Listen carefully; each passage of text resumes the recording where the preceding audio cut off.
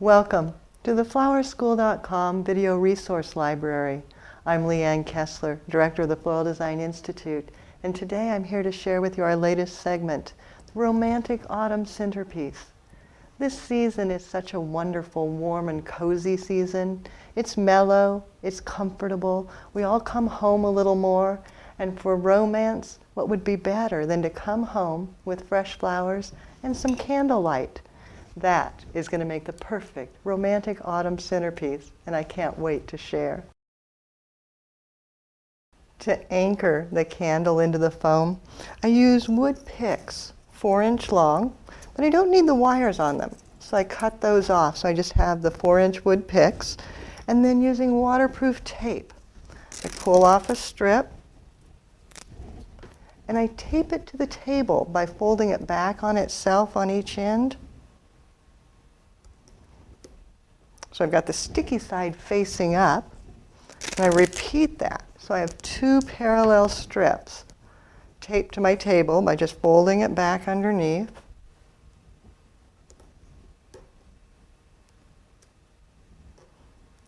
Then using the wood picks, I place them against the tape, spacing them out somewhat evenly, but it doesn't have to be perfect. Then the candle, I open it up from the bottom, peeling the plastic back, but leaving it on the top, because that'll protect it so I don't damage it while I'm designing. But I need the bottom area open, and then I just lay that against the tape, bring the tape up and over, and then roll the candle across. And then when I get to the end, overlapping the tape, because it will stick to itself, but it doesn't necessarily stick to the candle. So by overlapping it, I get my feet, 4 feet, to anchor the foam, or into the foam, just right down, pushing it down.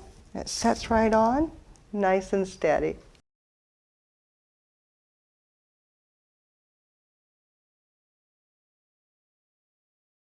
Once the candle is placed, you can cut off some of the wrapper, but leave the bulk of it on.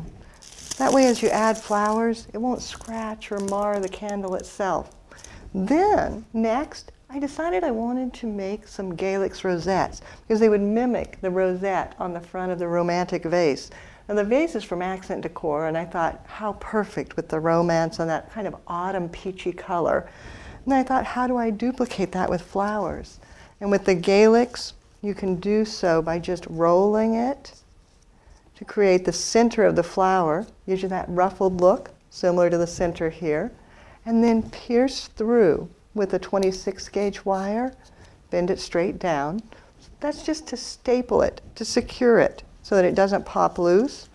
Then taking an additional leaf, wrapping it around, and once again, spearing it through with a single wire.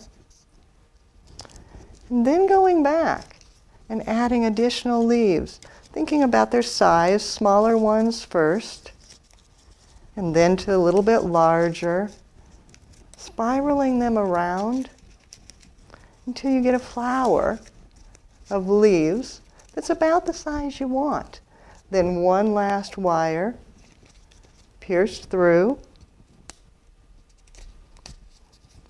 and this time, taking the end and clutch wrapping so that it ties all those stems together down to the bottom.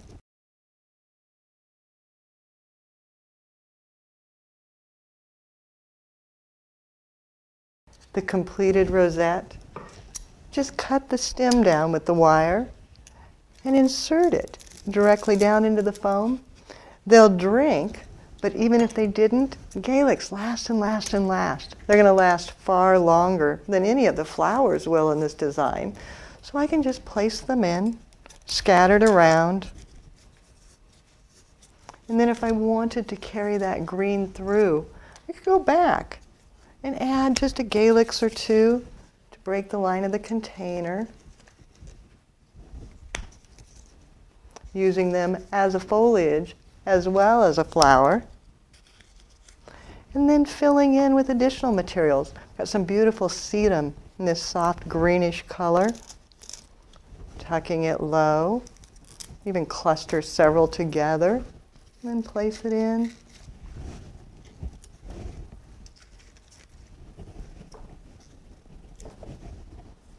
And then bringing in some beautiful roses. This quicksand rose matches the vase so well. Just tucking it in, maybe doing 2 of them grouped together, making sure that the stems go in deeply so that they'll drink well. And then coming on around to the side, filling in. And as I work, turning it to make sure I get nice solid coverage throughout.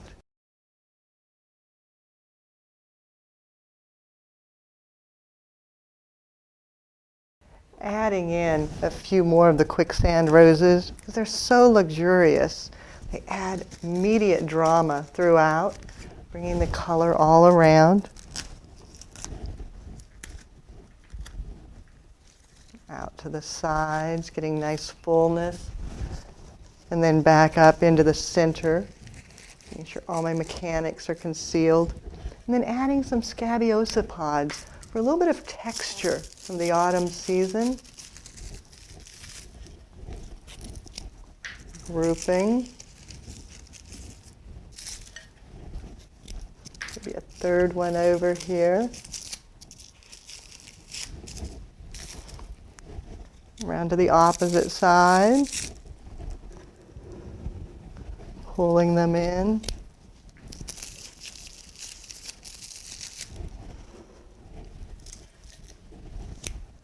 And down even a little bit lower.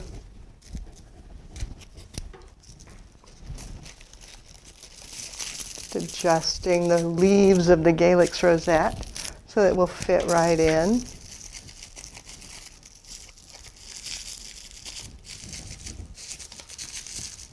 And then going back with a little more of the sedum. And as I work, continuing to turn, double checking that all the foam is concealed, and I've got a beautiful autumn design.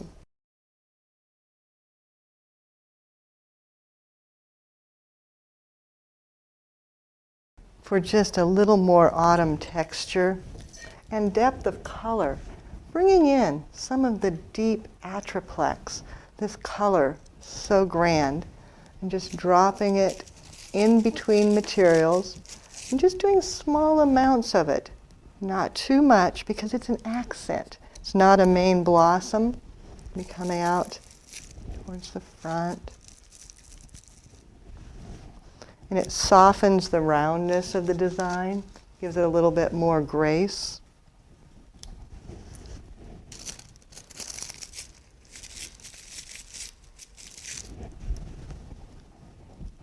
And then as I finish the design, this is the point where you would pull off the wrapper, checking the wick, making sure that it's nice, and cutting it down to about 1/2 inch so that it will burn cleanly.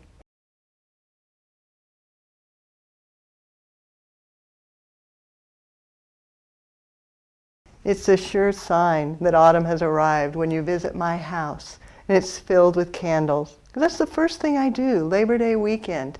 I put away some of my summer things and pull out all my candles. Pillars, votives, tapers, standard as well as battery operated. I love them all. And using them in a romantic centerpiece, I get to share it with the customers as well. What a wonderful way to welcome the autumn season. For more creative inspiration, check out our website at flowerschool.com. If you've got questions, you can contact us through the website or by telephone at 1-800-819-8089. If email is easier, use my personal email. It's Leanne, Leanne, at floraldesigninstitute.com. Happy autumn, happy candling, have fun, and do something you love.